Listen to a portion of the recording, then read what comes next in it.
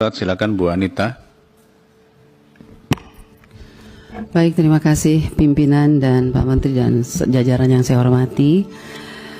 Pertama-tama kita semua mengetahui bahwa ada kekurangan anggaran ya 15 triliun. Tetapi kalau menurut saya mari kita koreksi diri. Kenapa ini terjadi?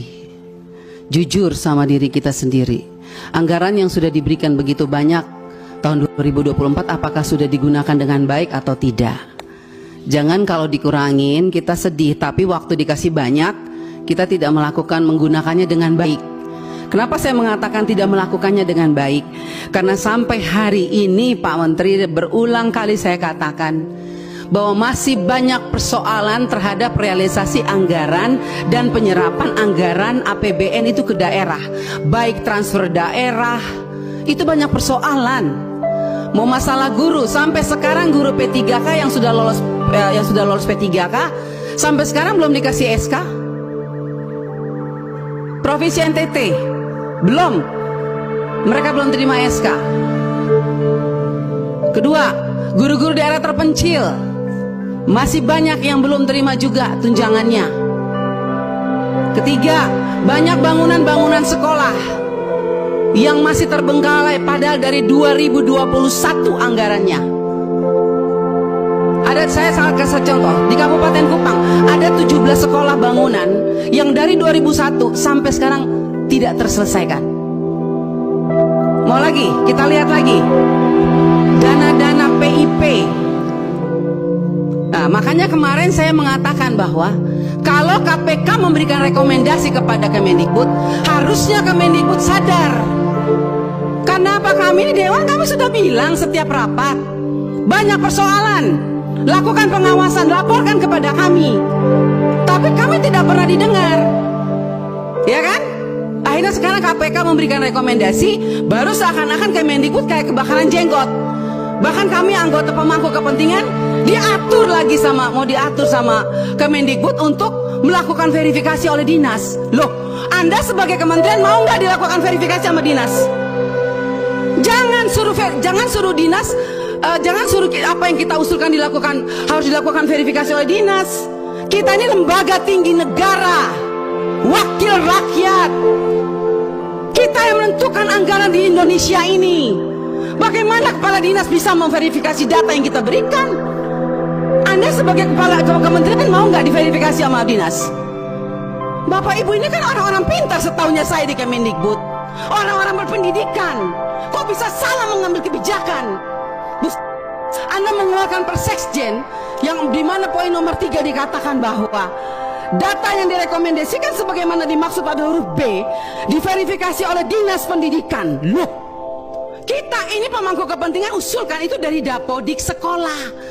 Dapodik itu harusnya kan, makanya tadi Pak Andre bilang operator sekolah itu diperhatikan, karena semua itu dari operator sekolah.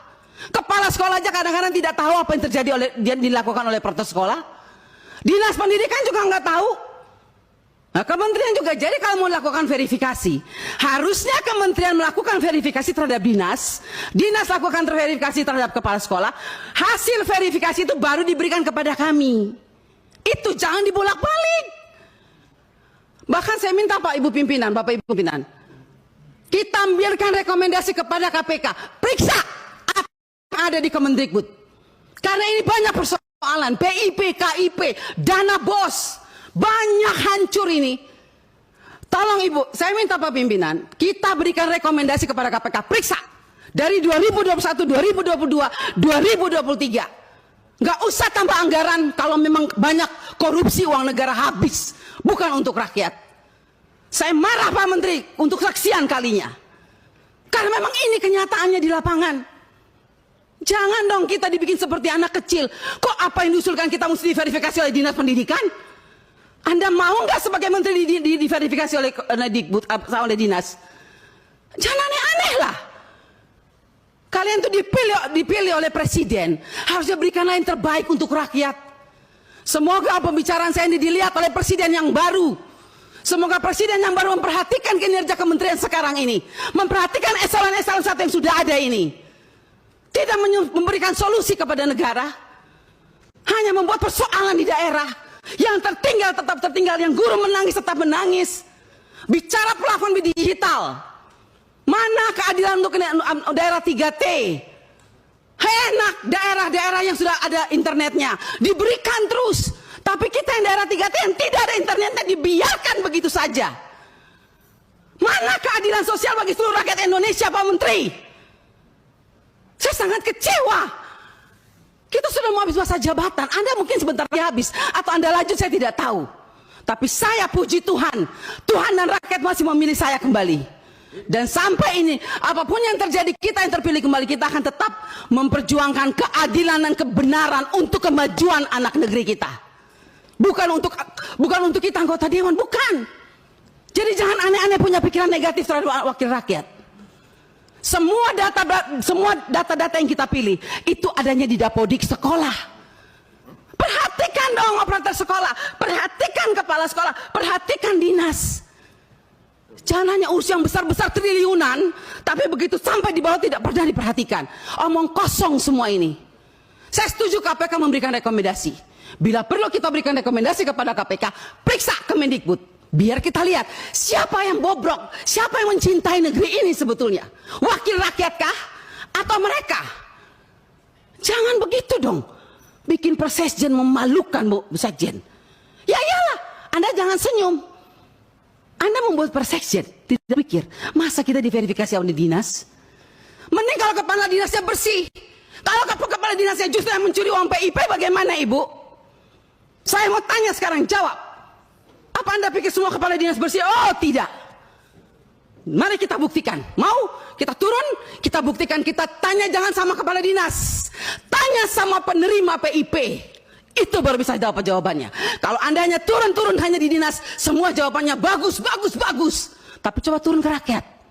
Turun ke penerima orang tua. Kalau nggak lihat itu orang tua punya air mata. Omong kosong. Nama ada, SK ada, uang nol. Sampai hari ini. Baik. Jadi kalau kita mau bicara soal anggaran, Pak, jangan ditambah. Tuhan juga tidak ingin semua uang negara ini hilang. Saya yakin dan percaya sampai ini anggaran turun. Karena Tuhan itu lihat air mata orang miskin. Jadi kalau anggaran turun jangan marah. Mungkin inilah kehendak Tuhan supaya kita koreksi diri. Stop dan bertobat. Kalau mau lihat bangsa ini baik dan lebih maju. Terima kasih pimpinan. Baik.